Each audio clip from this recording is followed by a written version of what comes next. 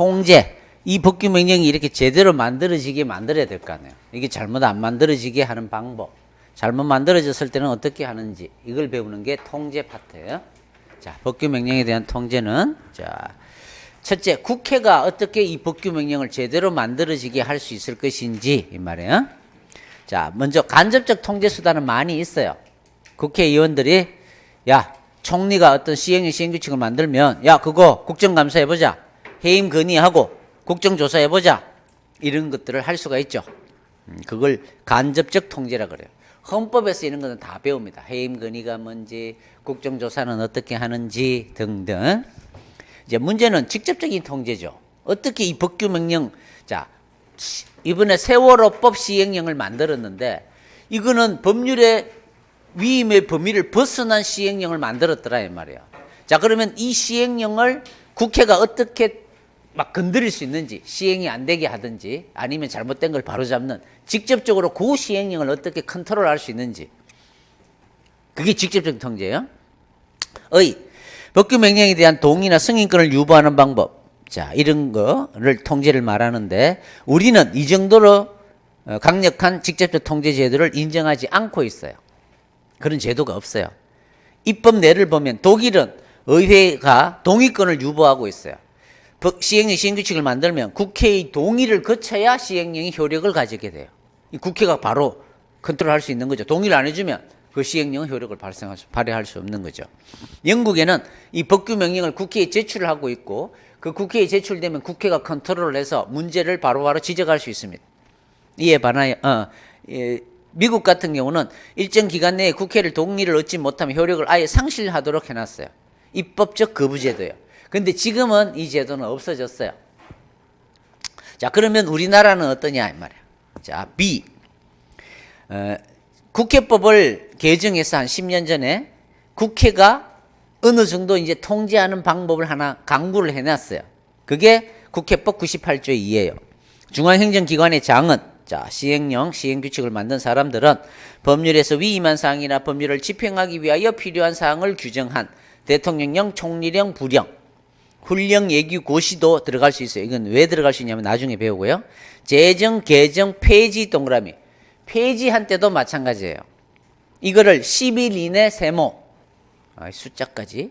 이를 국회 소관상임위원회 세모, 비교, 본회의 X, 본회의가 아니라 소관상임위원회에 제출하도록 하고 있어요. 자, 그러면 이제 상임위원회에서 정기적으로 개회하여 그 법령을 검토를 해보는 거예요. 근데 법률의 취지에 합치되지 아니하다고 판단할 경우에는 소관행정기관장에게 그 내용을 통보 동그라미, 통보할 수 있도록 규정하고 있습니다. 자, 어떤 거예요? 자, 세월호법 시행령을 만들면 이제 어떻게 해야 돼요? 이 시행령을 만들었으면 국회에 상임위원회에 제출해야 돼요. 10일 이내에. 그러면 국회 상임위원회가 한번 검토를 해보고 조금 문제가 있다 싶으면 이러한 내용은 이런 문제가 있습니다라고 통보를 해준다 이 말이에요.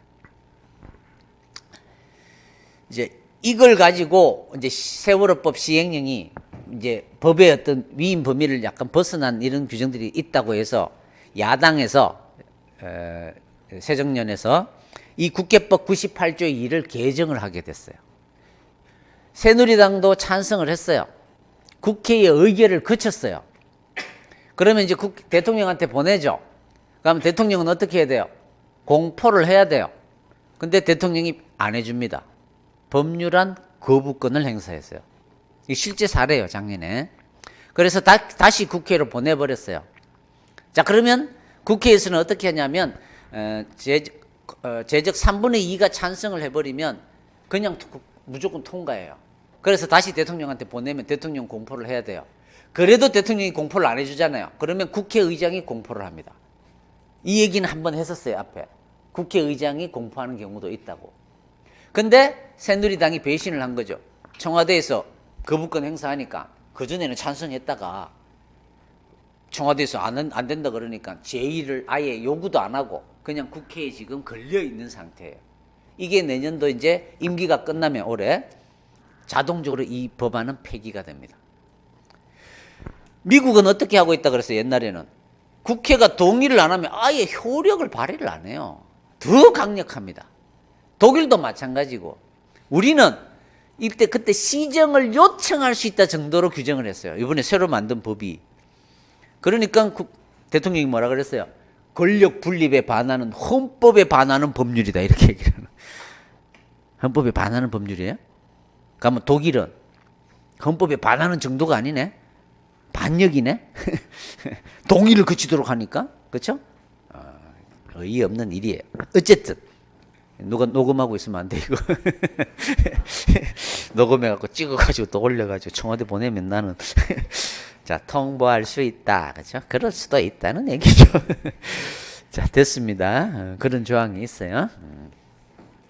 승인 유보제도 대통령의 긴급재정경제명령 긴급명령은 이거는 법률의 효력을 가지기 때문에 어쩔 수 없이 긴급하니까 일단 대통령이 공포를 해요.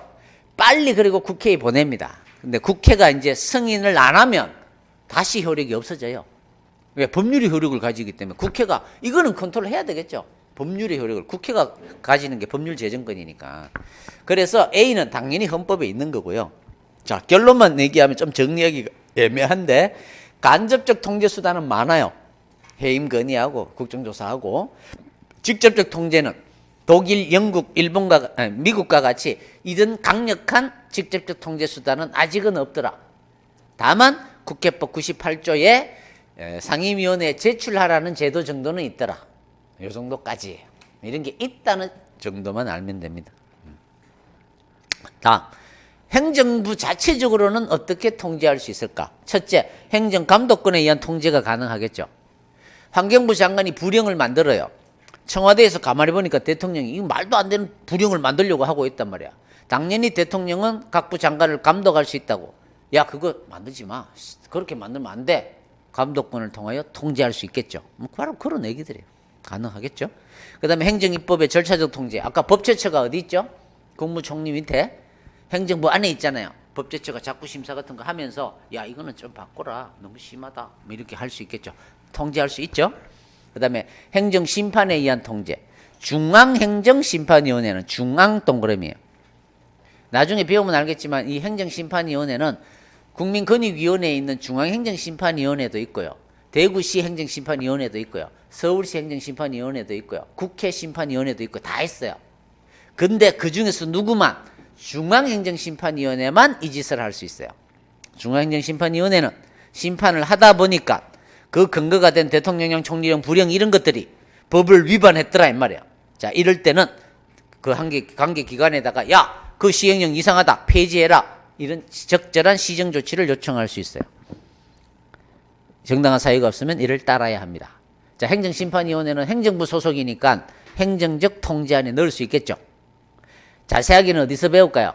행정심판법에서 나오겠죠 이 조문이. 그렇죠? 중앙만 동그라미 넣으면 돼요. 자, 그 다음에 이제 사법적 통제. 이게 이제 제일 중요한 거예요. 사법적 통제가. 사법적 통제가 뭐예요? 입법적 통제는 국회가 하는 통제. 행정적 통제는 행정부 자체적으로 하는 통제. 사법적 통제는 우리나라는 이제 넓게 사법적 통제는 두 가지가 있어요. 일반 법원이 있고 대법원. 또 누가 있어요? 헌법재판소가 있죠. 그렇죠? 헌재가 있다.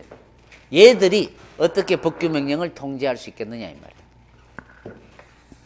자, 이거는 조문을 봐야 돼요. 다음 페이지 188페이지 헌법 107조 1항 2항이 있어요. 1항 자 법률이 헌법에 위반되는지 여부가 재판의 전제가 된 경우에는 법원은 지가 심판하는 게 아니라 헌법재판소에다가 제청을 해야 돼요. 이것 좀 심판해 달라고.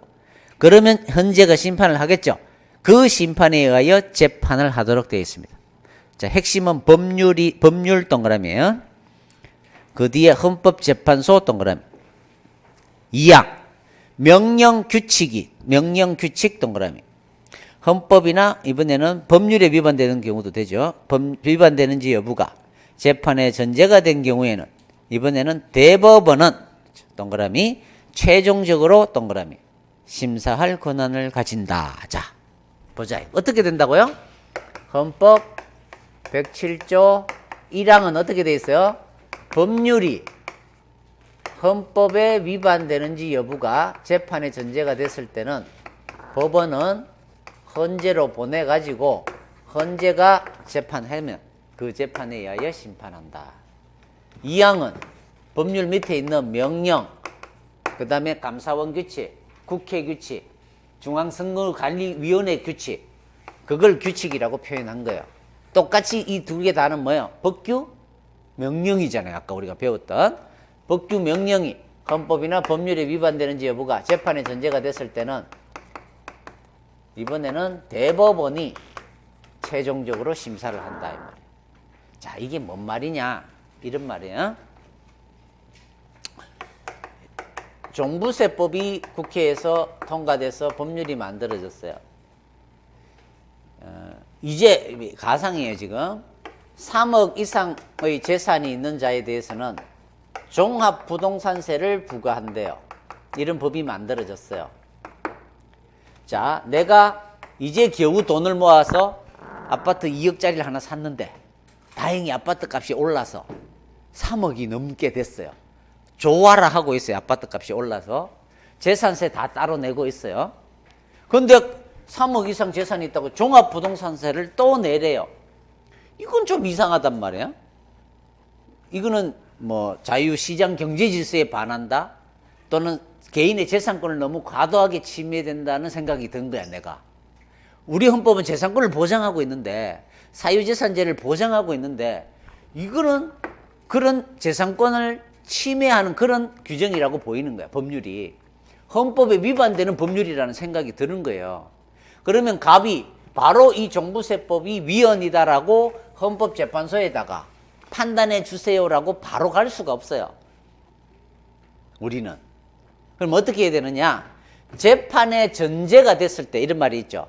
재판의 전제가 돼야 돼요. 어떤 재판을 만들어내야 돼요. 그러면 어떻게 재판이 만들어지나요? 자, 가만히 있으면 뭐가 날라올까요? 나한테 종합부동산세 부과처분이 날라오겠죠. 그러면 이제 종합부동산세 부과처분은 당연히 행정행위예요. 나중에 배우면 당연히 소송을 제기할 수 있어요. 취소해달라고 소송 제기합니다. 취소 소송을. 자, 이 소송을 제기받은 법원 입장에서는 종합부동산세법에 따라 적법하게 계산된 세금이야. 위법하지가 않아요. 따라서 적법하니까 기각한다라는 판결을 때려야 되잖아요. 근데 갑이 이런 주장을 합니다. 종부세법에 따른 처분이기는 하나 이 종부세법이 헌법에 위반된다, 이런 주장을 하는 거예요. 그러면 법원이 가만히 생각해 보니까 진짜 자기가 봐도 좀 그런 느낌이 오거든. 그러면 법원이 이 종부세법에 대하여 헌법재판소로 보내요. 이걸 제청한다 그래요. 그러면 이제 헌재가 어때요? 이 법률에 위헌 심판을 하는 거야. 헌재 할아버지는 9명이에요. 9명이 모여가지고 이게 위헌인지 합헌인지 결정을 하는 거야. 이 할아버지가 6명이 위헌이라는 의견을 내면 이 법률은 위헌 결정이 떨어지게 됩니다. 5명이면 합헌이에요. 위헌 결정이 안 나와요. 합헌이면 이 소송은 어떻게 돼요? 자, 헌법재판소의 심판에 의하여 재판하라 그랬잖아요. 헌재가 위헌 결정을 때리면 어떻게 된 거예요? 이제 종부세법은 위헌으로 효력이, 결정이 있은 날로부터 효력이 상실돼 버려요. 효력이 상실. 그러면 이 종부세법은 위헌 무효가 돼 버리는 거야. 무효인 법률에 따라 세금을 때렸으니까 적법해요, 위법해요? 위법하죠. 따라서 취소한다, 이렇게 판결이 나오는 거야. 이렇게 다툴 수가 있는 거야. 법률이 헌법에 위반되는지 여부가 이런 재판의 전제가 됐을 때, 전제란 말은 이 재판을 하기 위해서는 먼저 따져봐야 된단 말이야.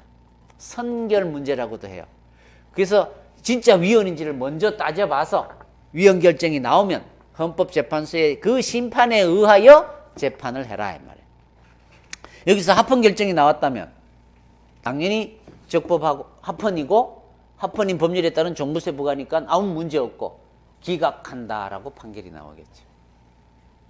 자, 법률은 이와 같이 바로 다툴 수가 없고 사건을 만들어야 된다 이 말이에요.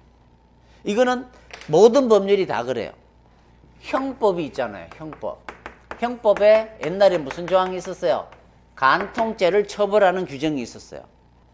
내가 보기에는 이 간통죄 규정은 국민의 성적 자기결정권을 침해하는 위헌인 법률이라고 생각이 드는 거야. 행복 추구권을 침해하고 개인의 성적 자기결정권을 침해하고, 그렇죠? 사랑을 법으로서 제한하고 국가가 처벌하는 것 있을 수가 없다 이 말이야. 이게 말이 되느냐는 거지. 그래서 위헌이라는 생각이 들어요. 하지만 나는 이 형법의 간통죄 규정이 위헌이라고 바로 다툴 수가 없어요. 바로 헌재재판소에 가면 각합니다. 바로 오면 우리가 판단해 줄 수 없다 이거죠. 그럼 어떻게 해야 돼? 사건을 만들어야 되는 거지. 사건을 만들면 이제 집사람이 고소를 하겠죠. 그러면 이제 경찰이 와서 잡아가겠죠. 이제 형사재판이 열리는 거야. 검사가 기소를 하겠죠. 형사재판이 열리는 거야. 자, 이 형사재판에서 어떻게 되죠? 분명히 형법 조항이 있으니까 나는 간통을 했다면 유죄예요. 그렇죠? 근데 내가 생각하기엔 이거 위헌이라는 생각이 든다 이 말이야. 그러면 나는 주장을 하는 거죠. 이 형법은 간통죄 규정은 위헌입니다. 이렇게 주장을 하는 거죠. 판사가 봐도 약간 위헌인 것 같아요. 그래서 헌재로 보낸 거예요. 그래서 작년에 헌법재판소가 위헌 결정을 때린 거예요. 따라서 이제는 간통죄 규정은 없어졌어요. 자, 이런 형법 규정은 구석기 시대로 돌아가서 없었던 게 됩니다. 완전 소급하여 없었던 게 돼요. 효력이 상실됩니다. 그러면 지금까지 간통죄 규정으로 처벌받았던 사람들은 뭐예요? 없었던 법률에 따라 유죄 판결을 받은 거야. 그렇죠? 따라서 그 사람들은 재심이란 걸 청구하면 돼요. 재심이란 걸 청구하면 다 새로 무죄 판결을 다 때려줍니다. 그 형을 다 없애줘요. 근데 쪽팔려서 잘 안 해요, 그냥. 그건 뭐 굳이 한 번 더. 그렇죠? 네, 그렇게 됩니다. 자, 어쨌든 이와 같이 재판의 전제가 되었을 때 판단해 준다는 거죠. 이거는 헌법 얘기예요. 자, 헌법 얘기는 헌법에서 시험 문제 나와요. 우리는 이번에는 법규 명령이 우리 시험에 나올 거 아니에요, 자세하게는. 자, 이번에는 2항이 우리의 관심이에요. 법규 명령이 시행령 시행규칙이 당연히 위에 헌법이 있으니까 헌법에 위반돼도 안 되고 법률에 위반돼도 안 되죠. 따라서 헌법이나 법률에 위반되는지 여부가 역시 재판의 전제가 된 경우에는 이번에는 헌재로 가는 게 아니라 법원이 그냥 심사하는 거예요. 최종적으로 대법원이 심사한다는 말은 뭐예요? 그냥 그 법원에서 각급 법원이 심사할 수 있다는 거예요. 최종적으로 항소 상고하면 대법원이 최종 결론을 낸다 이런 뜻이에요. 자, 예를 들어보면 조례도 이 명령에 넣으면 돼요. 법규 명령이잖아요. 조례도 법규 명령이에요. 여러분, 조례를 위반하면 위법이에요. 행정규칙을 위반하면 위법이 아니지만 조례도 다 법규성이 있단 말이야. 자, 조례가 만들어졌어요. 이제는 길거리에서 담배를 피면 과징금 100만 원을 부과한대요. 이런 자치단체에서 조례가 만들어졌어요. 나는 내 인생의 최고의 낙이 하루에 한 번씩 길에 나가서 하늘을 보면서 담배를 피는 게 내 인생의 낙이야. 근데 이제는 길거리에서 담배를 못 피게 해요. 피다가 걸리면 얼마 나와요? 100만 원을 부과한대요. 이 미친놈들이. 자, 이럴 때 나는 이 조례를 바로 다툴 수 있느냐 이 말이야. 안 돼요. 역시 조례를 취소해달라, 이 조례는 무효다라고 소송 제기하면 우리 법원은 처분이 아니므로 각하한다 이렇게 판결이 나와요. 판단을 못 받아요.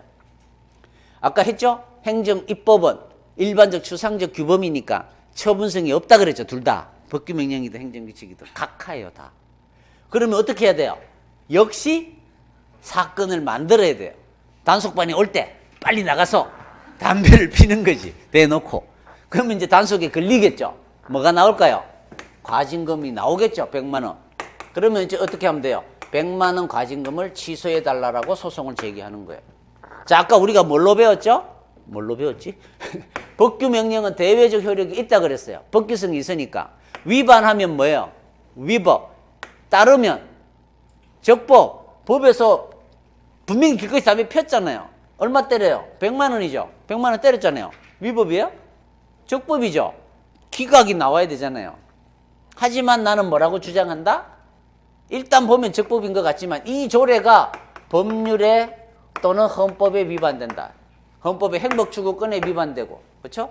헌법상의 흡연권에 위반되고 이런 주장을 하는 거예요.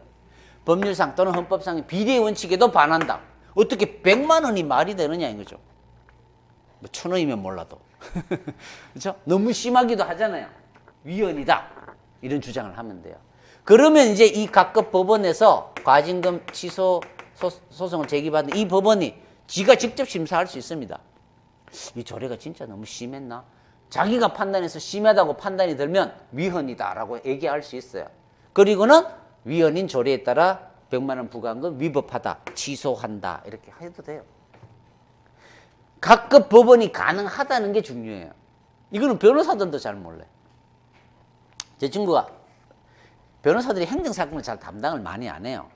나한테 뭐 이런 얘기를 하면서 뭐 조례 때문에 하나 뭐 사건이 하나 들어왔는데 저 대법원까지 가야 심사를 받을 수 있는데 지금 큰일이다고 이런 얘기를 해요. 뭔데 그랬더니 이런 건이에요. 이런 건.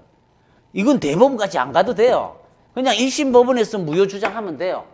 잘못됐다고. 그거 잘 모르고 있는 거지. 변호사들도. 최종적으로 대법원이 심사하는 거지 각급 법원이 판단할 수 있어요. 자, 이렇게 해서 내가 이 법원이 잘못된, 이 판사도 담배를 꽤 좋아하는 사람이에요. 그래서 위헌이라고 생각을 하는 거야. 그러면 무효인 조례에 의하여 100만 원을 때렸으니까 취소한다. 이렇게 재판 판결이 나온단 말이에요. 그러면 어떻게 될까요? 이 구청장이 항소를 하겠죠. 그럼 고등법원에서 또 재판을 또 해요. 또 그렇게 나오면 또 상고까지 하죠. 결국은 대법원이 최종적으로 이제 이 조례는 진짜 위헌이다 그래버리면 더 이상 할 말이 없게 된다고. 최종적으로 심사한다 이런 뜻이에요. 이렇게 요 과정. 그래서 시험은 법률의 위헌 여부는 누가 심판한다? 헌재, 재판 전제가 됐을 때. 법규 명령이 재판의 전제가 됐을 때는 누가 심사한다? 법원이. 대법원만이 그러면 X. 각급 법원이. 그렇죠? 그 다음에 이게 이제 주체고. 이걸 먼저 하죠. 따라서 우리는 법률이나 이런 법규 명령을 사법심사하는 방법은 언제 가능해요? 바로는 안 되고 구체적인 사건에서, 내가 사건을 이렇게 된다 그랬잖아요. 구체적인 사건에서 재판을 받게 되고 그때 그 규범이 잘 됐는지 안 됐는지를 심사하는 통제제도를 채택하고 있는 거예요. 그래서 우리는 무슨 제도를 채택하고 있다 그러냐면 구체적 규범 통제제도를 채택하고 있다. 아까 기출문제에 있었죠. 그렇죠? 구체적 규범 통제제도를 채택하고 있다. 이렇게 얘기를 하는 거예요. 프랑스는 달라요.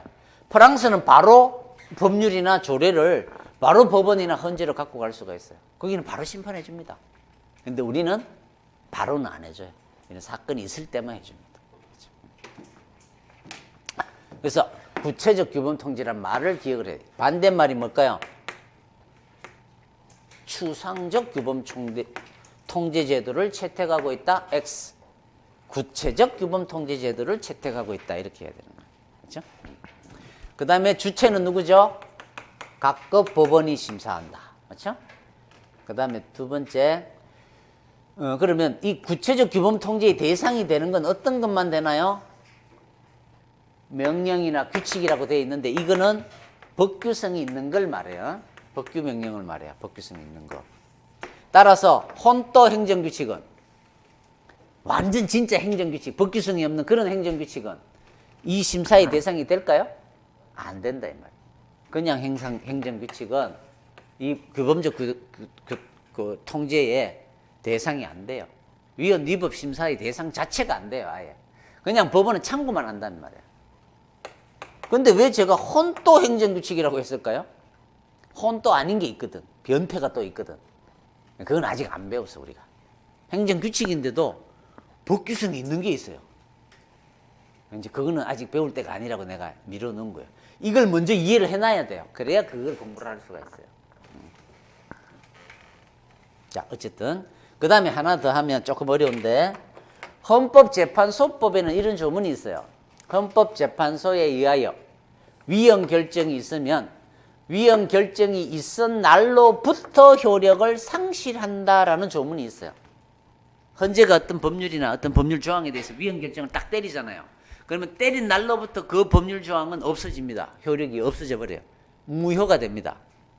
단 처벌하는 규정은 아까 간통죄 이런 거는 과거로 소급하여 효력이 없어져요. 그런 법이 아니고 그냥 일반적인 법규들은 그날로부터 효력을 상실하고 형법 조항은 소급하여 소멸하고 그렇죠? 이 얘기는 나중에 한 번 더 나올 기회가 있어요. 한 번 들어도요. 나중에 반복이 될 거니까 안 외워지면 됐어요. 근데 대법원에서 최종적으로 법규 명령에 대하여 위헌 위법이다라고 판단이 끝났어요. 이제 여기에 대해서는 법원 조직법에 아무런 말이 없어요. 헌법재판소에서는 위헌 결정을 때리면 영원히 효력이 사라진다는 말을 써놨는데 법원에서 법규 명령이 위헌 위법이다라고 판단했을 때는 진짜 이 법규 명령이 영원히 효력을 상실하게 되는지는 말이 없어요. 그래서 우리는 어떻게 해석하냐면 요 사람에 대한 사건에서만 위헌 무효라고 생각을 하는 거예요. 당의 사건에 한하여 효력이 없어진다고 해석을 합니다. 그 말은 뭐예요? 다른 사건에서는 여전히 이 조례는 효력이 있다는 거예요. 살아있다는 거예요. 그럼 어떻게 될까요? 어리란 놈이 또 담배 피다가는 또 단속에 걸리면 100만 원 때릴 수 있는 거예요. 형식적으로 살아있기 때문에. 이것도 위법한 게 아니에요, 아직. 그러면 어른 또 어떻게 해야 돼요? 또 소송 제기해서 위헌 위법인데요. 뭐 이런 얘기를 해야 되겠죠. 그럼 법원은 대법원이 이제 위헌 위법 판단까지 받아는 게 있다면 당연히 취소 판결 해주겠죠. 자, 이러면 이제 어떻게 돼요? 계속 집행될 우려가 있잖아. 그러니까 이걸 집행이 안 되게 막아야 되겠죠. 그래서 행정소송법에는 법원에서 이렇게 위헌 위법이라고 판단한 경우에는 빨리 지체 없이 관보에 실어라 이 말이에요. 그래야 공무원들이 보거든, 관보를. 관보에 실으려면 어디로 보내야 될까요? 관보는 누가 담당하고 있다 그랬어? 지난 얘기했는데 우리 부처 중에 경찰 이런 걸 담당하는 행정자치부 장관에게 통보한다. 행정자치부 장관한테 통보하면 행정부 장관이 조례, 무슨 조례는 위헌 위법 판단을 받았다라는 걸 관보에 실어준다 이 말이야. 그러면 그 관보에 따라 이제는 그 조례나 시행령 시행규칙은 위헌 무효라고 이제 모든 공무원들이 다 알겠죠. 국민들도 알게 되고. 그러면 이제 당연히 적용을 이제 더 이상 하지 않을 것이다. 그렇죠? 그런 것들도 시험에 나옵니다. 자, 보시면 자, 187페이지 사법적 통제. 먼저 법원에 의한 통제. 구체적 규범 통제를 우리는 채택하고 있어요. 우리나라는 법규 명령에 대하여 추상적 규범 통제는 인정하지 않고 구체적 규범 통제만 인정하고 있다. 별표. 자, 그냥 편하게 읽어볼게요. 우리 헌법은 107조 2항에서 명령규칙의 위헌 위법 여부가 재판에 전제가 되는 경우에는 그 심사권을 최종적으로 대법원에 부여하고 있다. 들어본 것 같다. 다음 페이지. 이 규범 통제를 하는 주체는 누구냐? 대법원만이냐? X. 각급 법원이 담당한다. 각급 법원 별표. 통제의 대상이 되는 건 뭐냐? 명령 규칙이라고 되어 있는데 이거는 법규 명령, 중선의 규칙, 대법원 규칙, 조례 규칙 이런 게 다 포함된다. 하여튼 법규성이 있는 건 다 들어간다 이 말이에요. 셋째 줄, 행정 규칙의 경우는 법규로서의 효력이 없으므로 여기에서 제외된다 이 말이에요. 그것도 별표겠죠.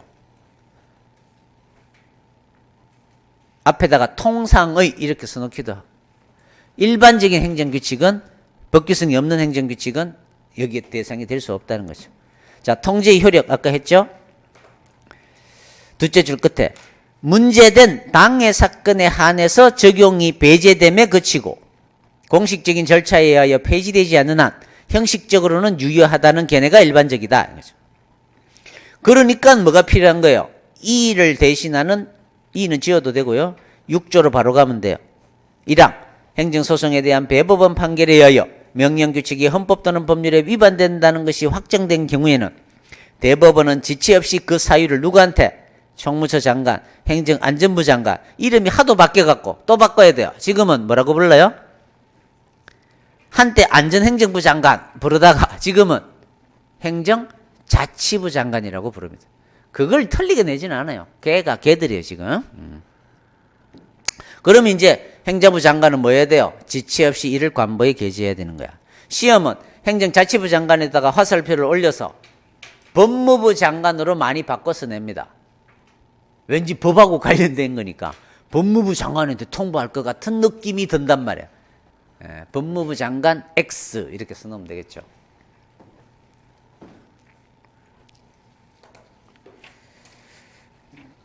됐죠? 그 다음에 항고소송을 제기할 수 있습니다. 항고소송 제기할 수 없다 그랬잖아요. 항고소송이 뭐예요? 취소소송. 가장 많이 제기하는 소송이에요. 취업운을 취소해달라는. 원칙적으로 법규명령은 일반적 추상적 규범이기 때문에 항고소송의 대상인 처분으로 볼 수 없어요. 따라서 각하입니다. 아까 저런 조례를 바로 소송 제기하면 뭐라 그런다 그랬어요? 각하한다 그랬죠? 사건을 만들어서 오라 그러잖아요. 근데 특이한 게 있어요. 다만 자, 아까 제가 그 합격한 친구가 왔었다 그랬잖아요. 그 친구가 다니는 그 분교를 이제 그게 아마 경상북도 김천 쪽이니까 경상북도 교육감이 아마 교육 조례를 공포를 할 거예요. 어떻게? 경상북도 김천시 무슨 무슨 분교를 폐교한다라는 조례를 공포할 거예요. 언제로? 내년부터 없어지면 2017년 3월 1일자로 폐교한다라는 조례를 공포하게 돼요. 자, 이건 뭐예요? 겉으로 보면 분명히 조례죠. 경기도 교육감이 발령한 조례예요. 근데 그 내용을 보면 뭐예요?